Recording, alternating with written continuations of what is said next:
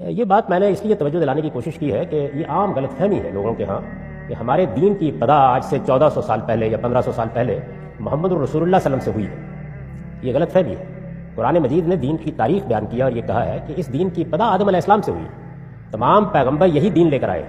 قرآن مجید محمد الرسول اللہ کو خطاب کر کے یہ کہتا ہے کہ شرع لکم من الدین ما وصى به نوح والذی اوحینا الیک وما وصینا به ابراہیم وموسیٰ وعیسیٰ۔ کہ یہ جو دین ہم نے آپ کو دیا ہے یا دینا شروع کیا ہے، یہ وہی ہے جو ہم نے نوح کو دیا تھا، یہ وہی ہے جو ہم نے ابراہیم کو دیا تھا، یہ وہی ہے جو ہم نے موسیٰ اور عیسیٰ علیہ السلام کو دیا تھا۔ اسی دین کو ہم نے آپ کے لیے مشروع کیا ہے اور سب کو اس دین کے بارے میں ایک ہی ہدایت کی تھی، یعنی اقیم الدین ولا تتفرقوا فیہ، اس دین پر قائم ہو جاؤ اور اس میں کوئی تفرقہ پیدا نہ کرو۔ تو قرآن مجید یہ دعوت لے کے کھڑا ہوا ہے کہ اللہ کا دین ہمیشہ سے اسلام ہی رہا ہے، تمام نبیوں کا دین یہی تھا، اللہ نے کوئی الگ الگ دین نہیں بھیجے تھے۔ تو میں نے ایک عنوان قائم کر کے یہ بتایا ہے کہ جب آپ قرآن کو پڑھیں تو وہ دین کی پہلی کتاب نہیں ہے، دین کی آخری کتاب ہے، اور جب وہ دین کی آخری کتاب ہے تو پھر یہ ضروری ہے کہ وہ اپنے پس منظر کے لحاظ سے گفتگو کرتا ہے۔ مثال کے طور پر میں ایک عملی چیز بیان کرتا ہوں، بہت سے لوگ ہیں وہ یہ کہیں گے کیا قرآن مجید نے تو جگہ جگہ کہا ہے کہ نماز کا اہتمام کرو، یہ بتایا ہی نہیں کہ نماز کیسے پڑھنی ہے،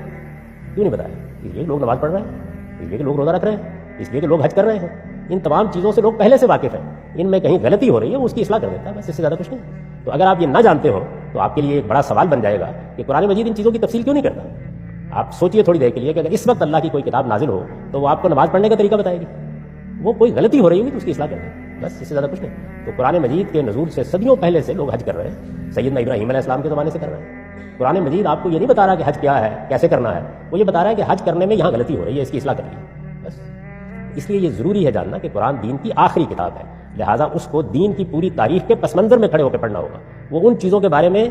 محض تاکید کر دے گا، حکم دے کے خاموش ہو جائے گا، محض اشارہ کر دے گا، جن سے اس کے مخاطبین جن کو وہ ایڈریس کر رہا ہے وہ واقف ہیں، جانتے ہیں اس کو، ان کی تفصیل کرنے کی کوئی ضرورت نہیں ہے۔ ہمارے علم میں اس کی ترتیب الٹ دی گئی، وہ یوں بیان کیا گیا کہ قرآن آیا، اس نے کہا لوگوں اقیموا الصلاۃ، لوگوں کو پتہ ہی نہیں تھا کہ صلاۃ کیا ہوتی ہے، محمد الرسول اللہ نے ان کو بتایا کہ صلاۃ یہ ہوتی ہے۔ قرآن یہ بتاتا ہے کہ یوں نہیں ہے، آدم علیہ السلام کے زمانے سے تمام پیغمبر نماز پڑھ رہے تھے، سب کیا اس کا اہتمام تھا، قریش مکہ بھی حضرت ابراہیم کی اولاد ہے، وہ بھی نماز پڑھتے تھے، کچھ غلطیاں کر رہے تھے، ان کی اصلاح۔